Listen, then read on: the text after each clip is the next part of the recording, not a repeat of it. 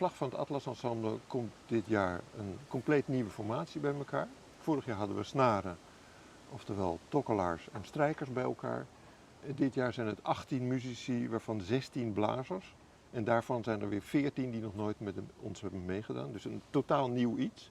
Deel 2 van de trilogie zou je kunnen zeggen. De compositie begint al helemaal bij de samenstelling van die groep. Dat is niet zomaar. Daar gaat eindeloos veel gedub over. En misschien toch niet die. En ook de mensen die je kiest, die zijn allemaal heel precies van... Wacht eens even, die, ik denk dat dat wel goed gaat met die. Dus hier heb je die 6 hobo, kusnai, piri, guanzi en 2 doedoeks. Allemaal dubbelrieten. Zij zit in het midden. En de bassoon, de lage vriend, zit ernaast. En dan heb je de baskarnet en een klarinet, dus een paar westerlingen. En dan heb je hier de mondorgels, 2 shanks en een show. En daarachter heb je de doedelzak en de trombone aan de ene kant. En de 2 fluiten, de Koreaanse degum en de fluit. Zijn er instrumenten bij waar je nog nooit voor iets hebt geschreven? Jazeker. 14 van de 18 mensen zijn nieuw. Die hebben we nog nooit meer samengewerkt. Ze hebben elkaar nog nooit ontmoet. Dus dat wordt alleen al een soort van krankzinnige ontmoeting. En heel veel instrumenten kende ik wel qua klank, maar niet hoe ze in elkaar zitten en wat ze wel en niet kunnen. Bijvoorbeeld de Koreaanse degum-fluit, een bamboefluit. En die hebben allemaal speciale technieken. Zij heeft een bepaald soort vibrato.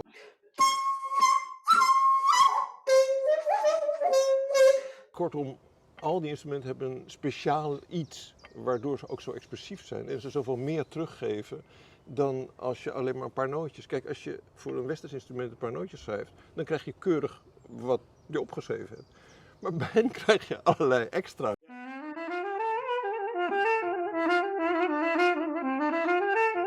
This is a mix of double ornaments.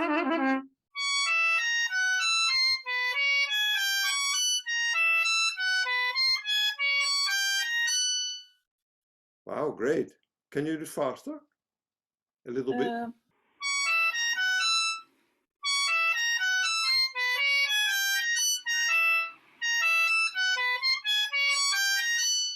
Just need to have a bit of practice. Het is gewoon een ongelofelijke rijkdom waar je in begeeft. En waar je dan zoveel dingen mee kan proberen. Bijvoorbeeld alleen al dat idee dat die mondorgels, dat zijn akkoordinstrumenten. Ja. Alle blazers bij ons zijn melodieinstrumenten, 1 lijntje.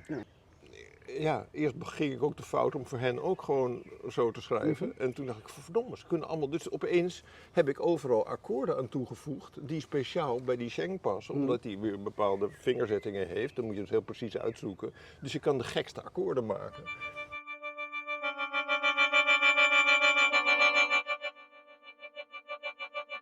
Ich weiß nicht, ob durch deine Mikrofon, aber... Ja, dit is schön. Dan gaan we verder naar de piri.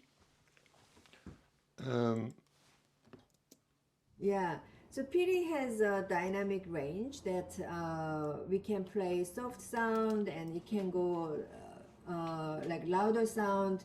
And compared to other instrument, Korean instrument, Piri is the most dramatic instrument. Nou, dit is wel interessant, want ik had haar gevraagd, kan je dat melodietje spelen? En ze speelde het eigenlijk vrij en dat ik dacht, terwijl het moet... Ik dacht, misschien kan het wel, maar niet, want zoals je dat bij ook een fagot hebt, sommige instrumenten spreken alleen maar aan als je ze niet pianissimo doet. En toen bleek dus deze uitleg dat dat het meest dynamic instrument is van Korea.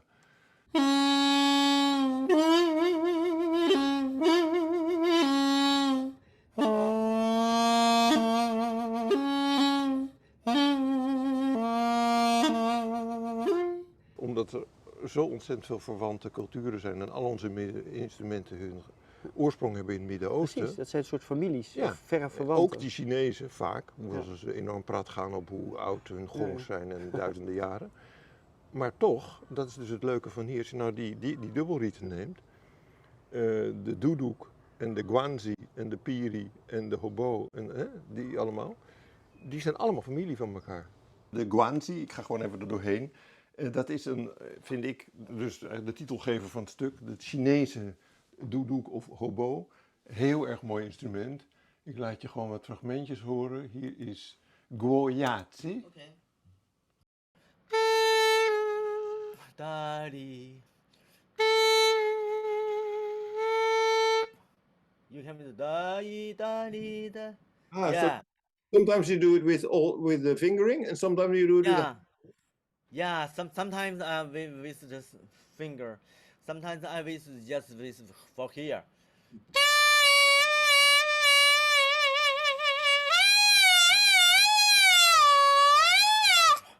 We can do very, very flexible. Yeah.